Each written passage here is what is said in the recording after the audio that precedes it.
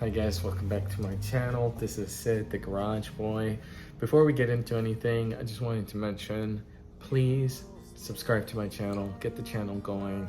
It will be a great help if you guys can support that. Go ahead and click the bell icon, add a comment, see what you could do. There are views. I know you guys are watching. Whenever you're watching, just click subscribe. And it'll be a great help for me. So today we're gonna work on 2017 WRX, and this was actually Volkswagen Passat that I have a different video for, but we're gonna get into the WRX because the starter is going out. This is my car, right? Like I said, you know, I buy, repair, sell cars. I'll have different parts and issues that we'll be dealing with, so I'll be able to get out those secrets to you guys. So that's why go ahead and subscribe and go from there. So what I went out, it has 115,000 miles. I will be replacing that starter right now. I did get one from eBay. It's a 2017 as well, the starter with 71,000 miles. It's pretty rusted. If you guys can see, I'll bring it out to you guys right now.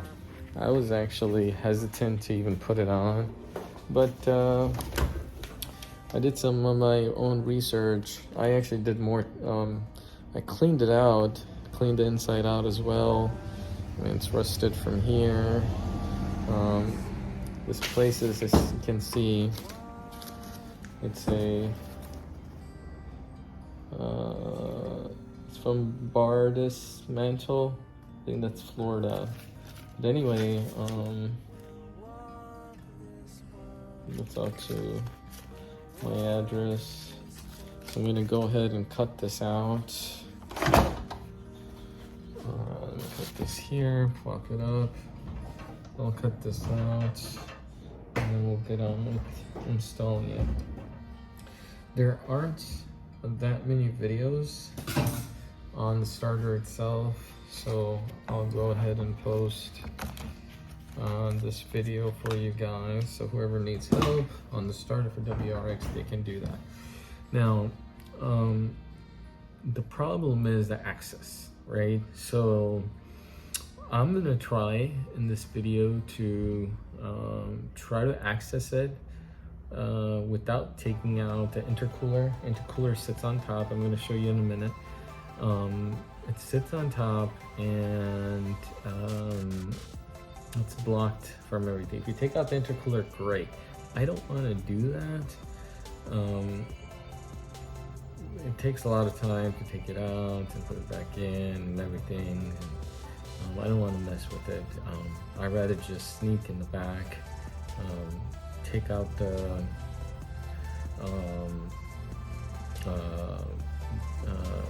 bolts from the back, reaching behind the intercooler, and put in the starter. Now, there's a couple things why I know it's the starter is when I first noticed the problem, it wasn't starting. It was engaging, and it was like those type of sound effects it was making. I knew it wasn't the battery, just because I installed the battery recently, so I knew that was out of the question. No lights were left on, none of that. The lights were not getting dim when I turned on the ignition. I used a OBD scanner to go ahead and check if the alternator is the issue. There's a couple OBD scanners that give that feature, so I was able to get in with the OBD scanner and see if it's the alternator, and it's not the alternator. It's good charging voltage, right around 14, which is really good. So I knew it wasn't the alternator. It's not the battery because I installed brand new, and also it's not the fuel pump, right? Because I installed a more powerful fuel pump on this upgraded WRX. So let's go ahead and get on with it. I'll start taking out the bolts. I'll show you. I'll plot it right on top of the engine so you guys can see. I'll do my best to maybe fast forward, right, to increase the speed as we remove the bolts. One thing I forgot to mention is make sure you take out the battery terminal, the negative.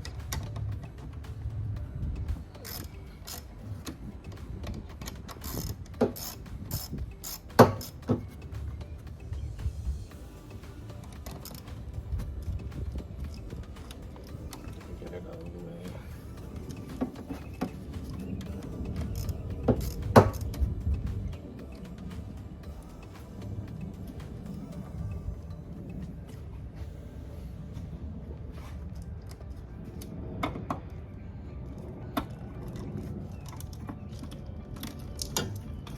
Check it away.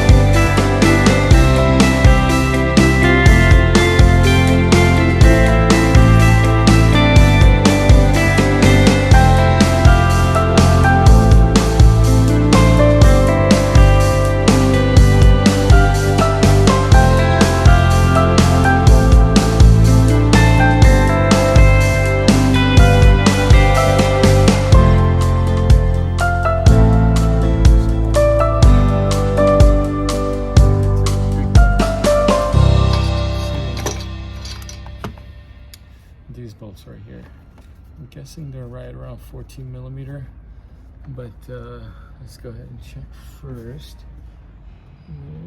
The bottom one, go ahead and locate real quick. they seem right around 14 millimeters, so let's see.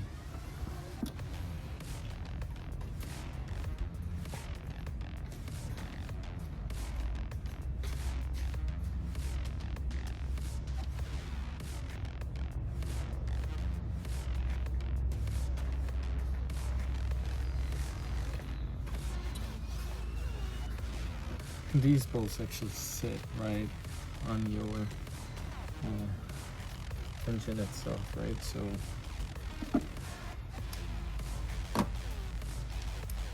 well, let me see if it first screws in. Right there, okay. Now there's an option to go from the bottom. You can kind of see better space. However, I'm on a slant right now. I don't want to jack up the car and get myself in trouble.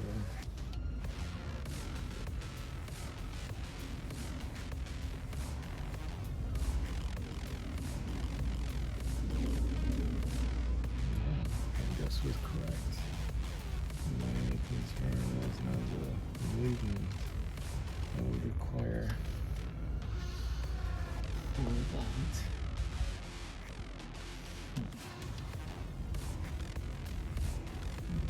Seems a lot easier.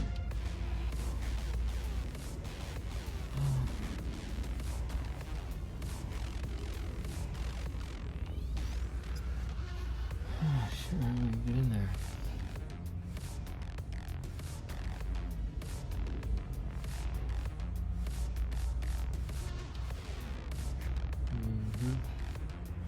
Alright, let me try something.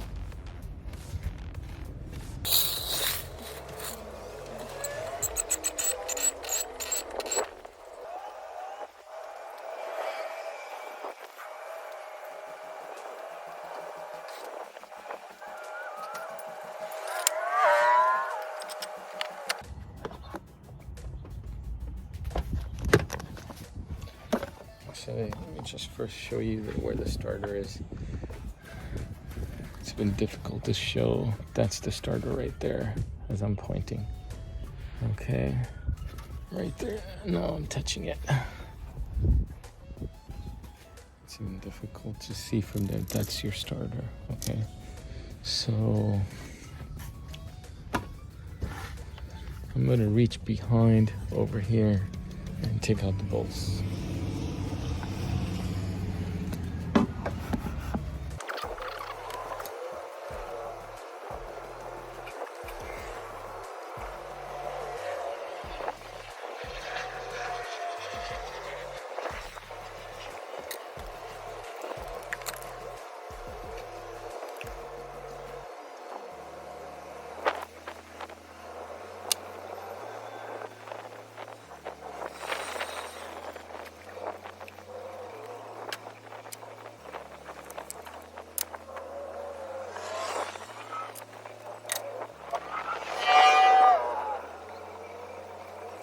So actually Harbor Freight gave me a free one.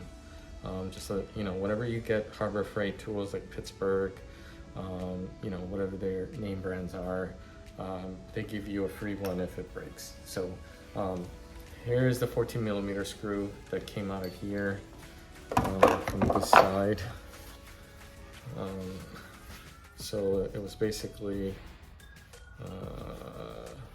put inside like this, and then that's the plug that goes to the battery, and then this one actually goes inside here like this.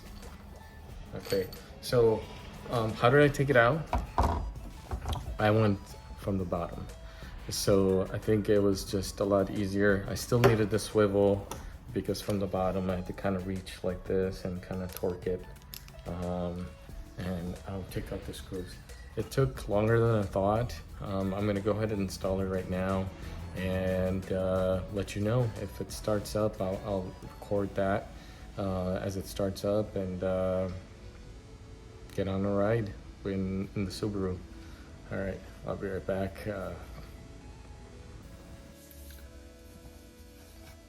Alright guys, moment of truth. I have the starter installed.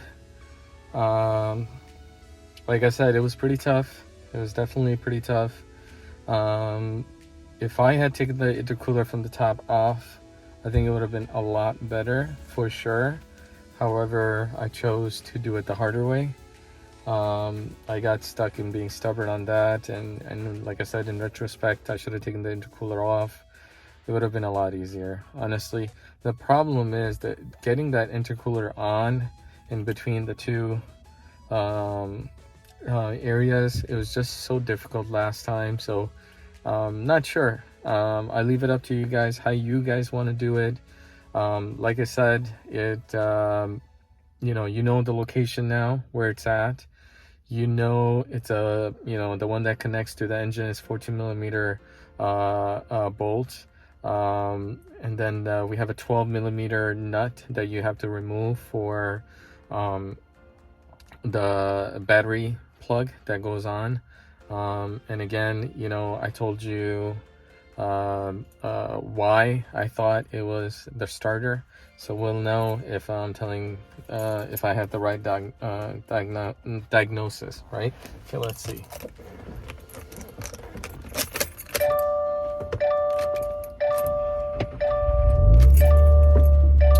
All right, it turned on. So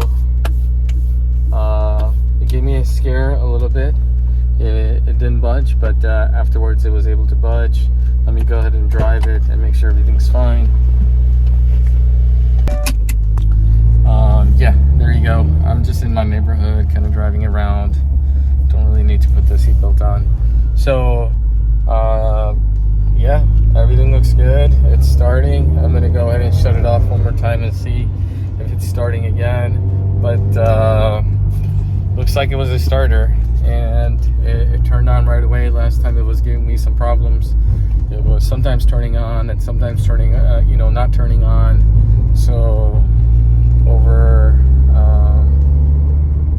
after careful consideration, I thought, okay, let's go ahead and order the starter.